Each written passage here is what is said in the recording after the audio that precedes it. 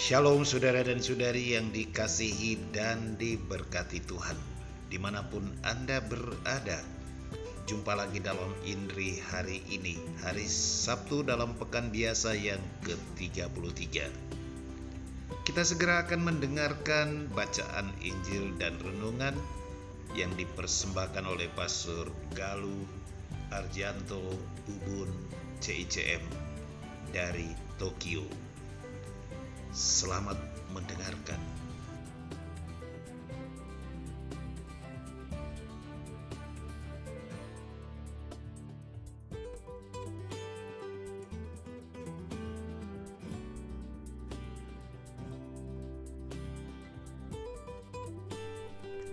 Selamat berjumpa kembali saudara-saudaraku yang terkasih dalam Yesus Kristus. Kita berjumpa kembali dalam Indri, Injil dan Inspirasi hari ini pada hari Sabtu tanggal 21 November 2020. Bacaan Injil kita pada hari ini diambil dari Injil Lukas bab 20 ayat 27 sampai 40. Baiklah, mari kita mengawali permenungan kita pada hari ini dengan tanda kemenangan Kristus dalam nama Bapa dan Putra dan Roh Kudus. Amin. Tuhan bersamamu dan bersama rohmu. Inilah Injil Yesus Kristus menurut Lukas. Tuhan.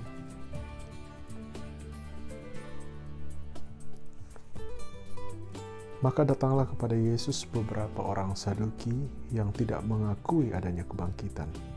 Mereka bertanya kepadanya, "Guru, Musa menuliskan perintah ini untuk kita.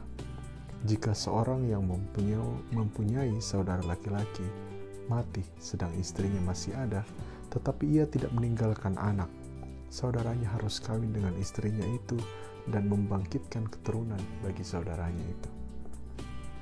Adalah 7 orang bersaudara. Yang pertama kawin dengan seorang perempuan, lalu mati dengan tidak meninggalkan anak. Lalu perempuan itu dikawini oleh yang kedua, dan oleh yang ketiga, dan demikianlah berturut-turut oleh ke-7 saudara itu. Mereka semuanya mati dengan tidak meninggalkan anak. Akhirnya perempuan itu pun mati. Bagaimana sekarang dengan perempuan itu? Siapakah di antara orang-orang itu yang menjadi suaminya pada hari kebangkitan? Sebab ke-7-nya telah beristrikan dia. Jawab Yesus kepada mereka, "Orang-orang dunia ini kawin dan dikawinkan, tetapi mereka yang dianggap layak untuk mendapat bagian dalam dunia yang lain itu dan dalam kebangkitan dari antara orang mati tidak kawin dan tidak dikawinkan. Sebab mereka tidak dapat mati lagi. Mereka sama seperti malaikat-malaikat dan mereka adalah anak-anak Allah karena mereka telah dibangkitkan." Tentang bangkitnya orang-orang mati, Musa telah memberitahukannya dalam nas tentang semak duri, di mana Tuhan disebut Allah Abraham, Allah Ishak, dan Allah Yakub. Ia bukan Allah yang mati, melainkan Allah yang hidup, sebab di hadapan dia semua orang hidup. Mendengar itu beberapa ahli Taurat berkata, "Guru, jawabmu itu tepat sekali." Sebab mereka tidak berani lagi menanyakan apa-apa kepada Yesus. Demikianlah Injil Tuhan. Terpujilah Kristus.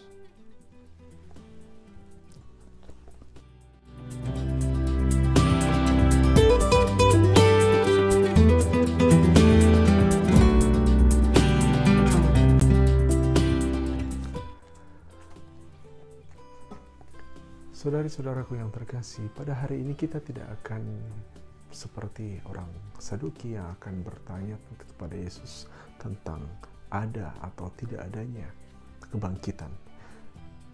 Karena kita percaya tentang kebangkitan dan kehidupan kekal. Tetapi pertanyaannya adalah di mana itu terjadi? Kapan itu terjadi?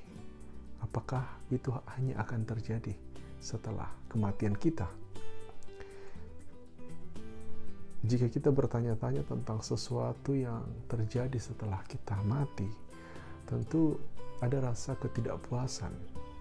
Seakan-akan itu menjadi sesuatu yang terpisah dari kehidupan kita saat ini. Lalu pertanyaan berikut adalah, apakah kebangkitan dan kemudian kehidupan kekal itu adalah benar-benar terpisah dari kehidupan kita. Saudara-saudaraku yang terkasih,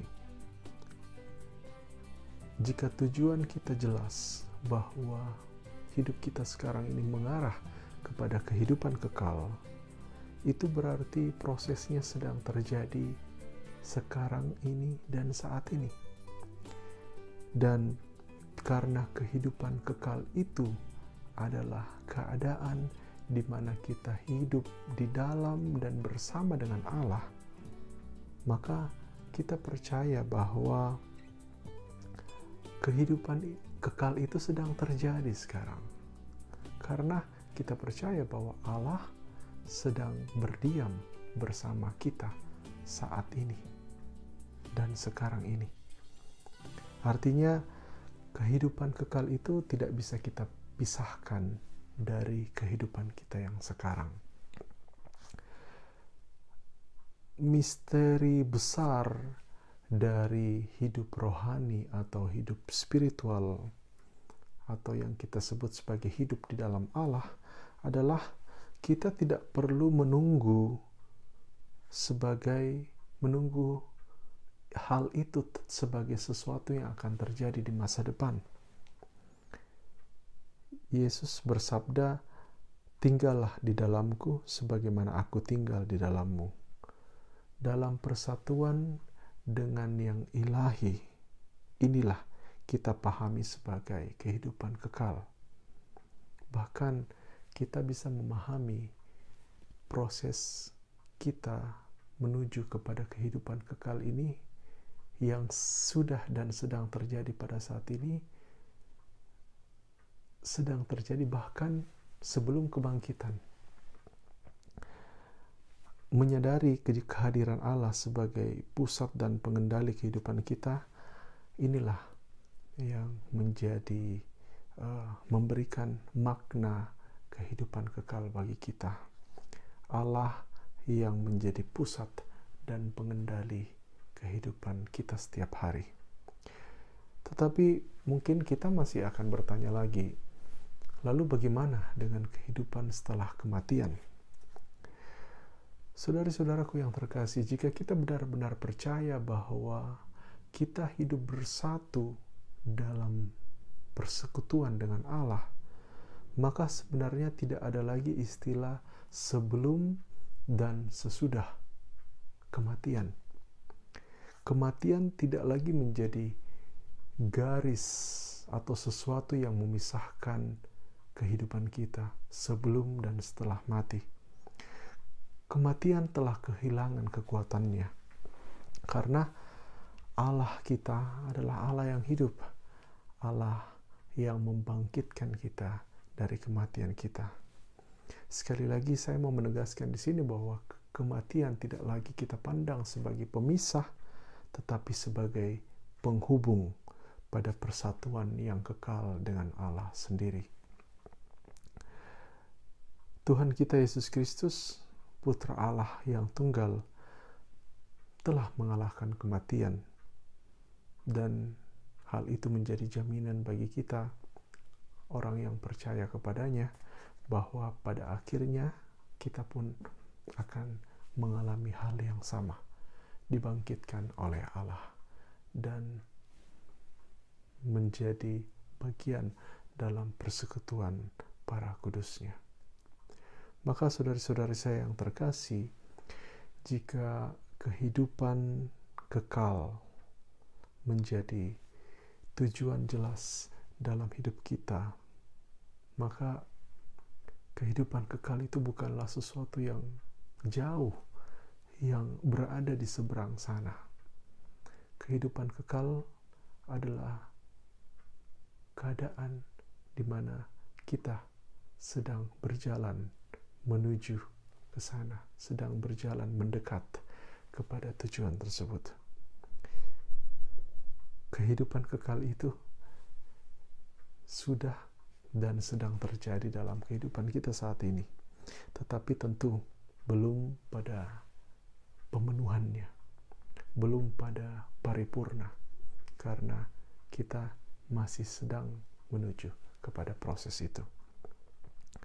Jika kita memahami kebenaran ilahi tersebut, bahwa kehidupan kekal sedang dan sudah terjadi dalam kehidupan kita saat ini, maka kita tentu akan bersukacita karena kehidupan rohani kita sedang bergerak menuju kepada kehidupan kekal tersebut, yaitu persatuan dengan Allah sendiri.